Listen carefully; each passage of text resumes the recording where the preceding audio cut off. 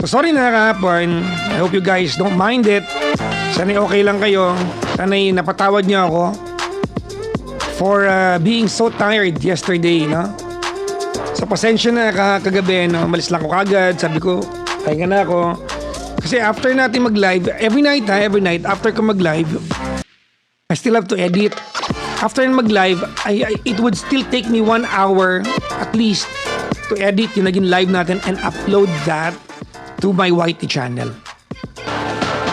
Pasensya na last night, ha?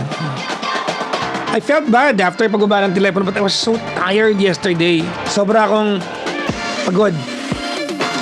I hope you can forgive me for that. Sabi dito, PPJ yung camera, bakit? Pinakita ko na kagabi, okay na yun. Bakit mo gusto makita? Bakit nagkakamera? Photo walk tayo, dali. Naghahanap ako ng makakasama sa photo walk. Sino ba mga active photo walkers sa Metro Manila? Meron bang active na photo walkers sa Metro Manila? Madami, sabi dito. Talaga. Pero hindi ko kaya malaking grupo eh. Siguro mga max of 5 people. Ganun lang, no? I'm primarily looking for, siguro for beginners, mag-uumpisa muna ako sa mga kapwa ko Nikon user. Dahil ginagamit ko pa yung Nikon. So I really think there are a lot I can learn from long-time Nikon users. So, sino kaya yung mga Nikon users dyan na nagpo-photo walk every now and then? I just want to join in. I'm trying to expand my horizon when it comes to taking photos and using my camera. Parang ang sungit pero love ka pa din namin. Ako masungit? Hindi straightforward, I guess. Well, you don't know me personally siguro. Anong may mga mamis na lagi nasa booth? Nasungit talaga ako. Sabihin naman yan, masungit talaga yan, no? Ewan ko ba dyan, no? You guys follow my YT channel. Teka lang, ito, si Kulong, oh. Nagdala ng kape. Kakanta ka mamaya, Kulong. May ginagawa. Ano ginagawa mo? Midterm. Nag-aaral ka pa pala, ha? Nag-aaral pala si Kulong. Nag-aaral daw siya, hindi siya makakanta. Oh. Kasi pinakakuha ko siya ng 200%, hindi ko binigay. Hindi ko kasi binigay. Ayan. Anyways, nakita kami ni Gandang Kara kanina for a brief moment. We had we worked together for around 15 minutes. We were together for 15 minutes. Great camera for cave diving. Cave diving, mag-action camera ka, di ba? DJI. Diba? Mga ganon. Kasi rugged eh. Hindi mo pwede magdala doon ng mga DSLR. Mawawasak yun.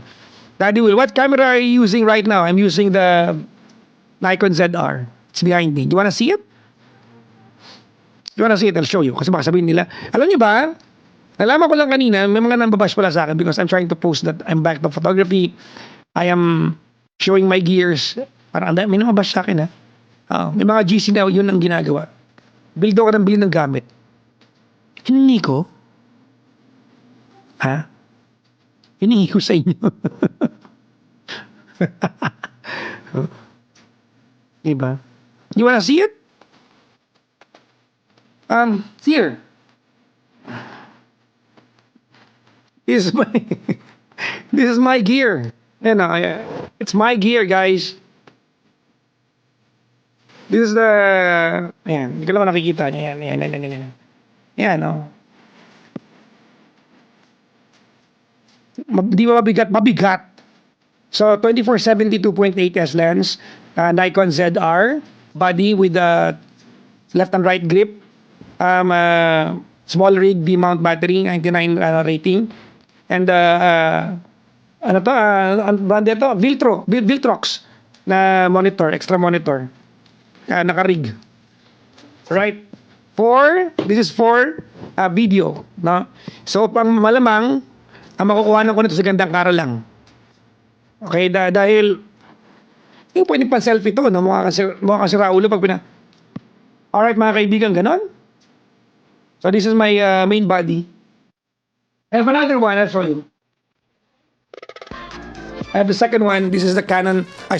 Nikon Z6 III. Mabulol ako. Z6 III. Yan. Ang nakalagay dito ay 14 to 24 na lente. Medyo wide. I sleep with my cameras lately. Ayan naman yung mga basher, di ba? Oh. So, I might probably go to a short courses to study film. I have an idea. I have the creative side of it. I wanna learn the technical side of it. Asa si Klong Klong, regards, sabi dito ni Pio. Nandun sa kwarto niya, gumagawa ng midterms daw niya. Kakanta nga dapat ayaw niya, may busy. Dahil dyan, ako na lang kakanta. Let me tell you now, all that's on my mind, for a love. Ang galing, kumanta. Oh. Ano? Papa Jack, arabong-arabo na yung looks mo. Hindi naman. Happy kaya ako sa balbas ko. I do whatever makes me happy. So don't ask me and tell me, mag-ahit ka na po. This is not your face. This is my face. Don't tell me. Dami nag-PPM sa akin. Mag-ahit ka na po. Pangit ka na tignan. Pakialam mo kung pangit ako tignan. Oh, sige, okay na kung pangit ako. Okay. So ngayon,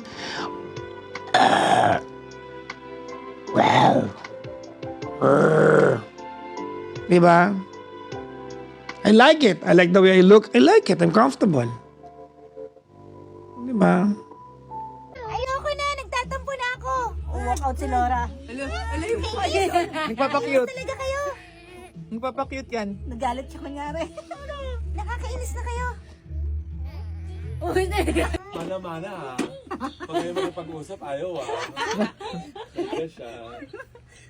Yay! Ready na rin akong basahin ito. Bakit ang hirap kalimutan ng taong kinalimutan ka na? Oh! Parang it's another way of saying na wala ka ng halaga sa kanya pero ikaw umaasa ka pa rin sa kanya. Kasi until today, hindi ka pa rin nakakalimot kung ano man ang meron kayo at sa taong yun, hindi mo siya makalimutan. Nako, ano ba naman yan? Anong gagawin natin kapag ganun? Kinalimutan ka na niya pero ikaw, asang-asa ka pa. Hindi mo siya makakalimutan. Sige, ano nga ba ang inyong comments about this? Ayan, sige. Mag-comment na kayo. Basahin na natin yung comment ni Jen. Ang sabi niya, well, wala ka naman talagang choice kundi mag-move on kasi nga ayaw niya na sa'yo. So, dapat kalimutan mo na rin siya kung kanalimutan ka na niya. Aray, oo nga naman. Dapat ganun lang. Kaso hindi nga ganun kadali diba? Sabi ni Jean, healing is a process kasi. It will take time if you have spent and invested so much in your past. Oo nga naman. Kung gaano kalalim ang investment, ganun din kalalim yung pain na pwede mong maramdaman. Sabi naman ni Clarissa, hindi naman sa tagal ng pag-move on ang basihan. O, diba? Oo nga naman. Ay nako, ang hirap talaga. Yung kinalimutan ka na pero andyan ka pa rin. Sabi pa dito, acceptance lang po is the key. Kasi doon talaga magsa-start yun Kapag hindi mo in-accept, mahihirapan ka talaga makalimot. Parang kahapon, yun din ang pinag-uusapan natin, di ba? About moving on. Oo. Hindi lahat nakaka-move on agad-agad. Pero in time, darating din naman ang pagkakataon na unti-unti ka na makakalimot. Kasi hindi naman forever yung nakasta ka na doon, di ba? Darating at darating ang time na ganun. At hindi ka mabasa ang ibang comments dahil wala tayong internet. Mabagal yata ang ating internet connection. Oo, sige, comment na lang kayo sa live natin. Sabi ni Mami, at kailangan kalimutan para harapin ang bagong darating. Paano nga naman mai-open yung heart mo sa bago kung hanggang ngayon hindi ka pa makalimot sa kanya? Kahit aware ka naman na wala na akong halaga sa kanya, ba't andyan pa rin siya? Diba? Sa puso ko. Ayun lang. Ay nako, sabi pa dito hi DJ Kara, naranasan ko po yan. Yung hanggang ngayon di ako makalimot kahit naman ayaw na niya at kinalimutan niya na ako. Aray, ang saklap naman nun. Oo, kinalimutan ka na pero hindi mo siya makalimutan. Kasi mahal mo pa. Sabi ni Clarissa, minsan hindi naman yung tao ang mahirap kalimutan, kundi yung memories. Siguro kapag natutunan mong matanggap, wala na talaga. Doon ka magsisimulang makalimutan siya. Hindi agad-agad, pero paonti-onti. Sabi ni Emmanuel, yung ganyang sitwasyon po kasi may impact siya na binigay sa buhay mo eh. Siguro minsan lessons na hindi mo in-expect na ibibigay sa'yo.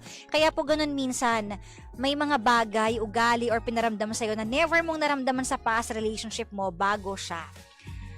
Ay, naku naman. Sabi ni Marlene, siguro in love ka kasi sa kanya, pero ikaw, may kapalit ka na eh, kaya nakalimutan ka na niya. Ito ang pinakamagandang sagot sa lahat. Sabi ni Lahariel, kasi may utang pa siya. Oo, ngayon, mahirap kalimutan yung tao kapag alam mong, may utang pa sa akin yun eh. Pinagpalit na nga niya ako, dapat yung utang man lang bayaran niya. Nung time na kami, di ba? Ay, mga ganyan, di ba? Nung habang kayo, walang singilan ng utang kasi, syempre, love is in the air. Pero nung nag-break na, singilan na ng utang.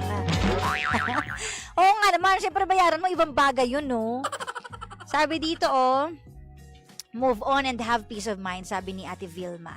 Sabi naman ni Rhea, masakit makalimutan lalo na kung minahal mo pa. Yung memories laging maaalala. Pero ano nga ba ang dapat mong gawin? Kung halimbawang kinalimutan ka na niya, pero ikaw hirap na kalimutan siya. Well, just take your time. 'Di ba? Kasi wala naman tayong wala naman tayong racing na tinatawag. Hindi naman tayo nasa isang eksena na, kailangan paunahan sa finish line kung sino makaka-move on, di ba? Wala namang reward na ganun. So, take your time. May mga tao talagang mas mahirap maka-move on. May mga taong mas mabilis makapag-move on. So, just take your time. May mga proseso din yan na pagdadaanan mo. At kapag napagdaanan mo naman na yan, di ba, I'm sure, pag nalagpasan mo lahat ng yan, ng challenges, pagsubok, at lahat ng iyak na ginawa mo para sa kanya at galit, darating yung time na, ay nako, napagdaanan ko na yan, nagawa ko na lahat yan, nailabas ko na lahat, at least ngayon, okay na ako. Diba? Yun lang yun.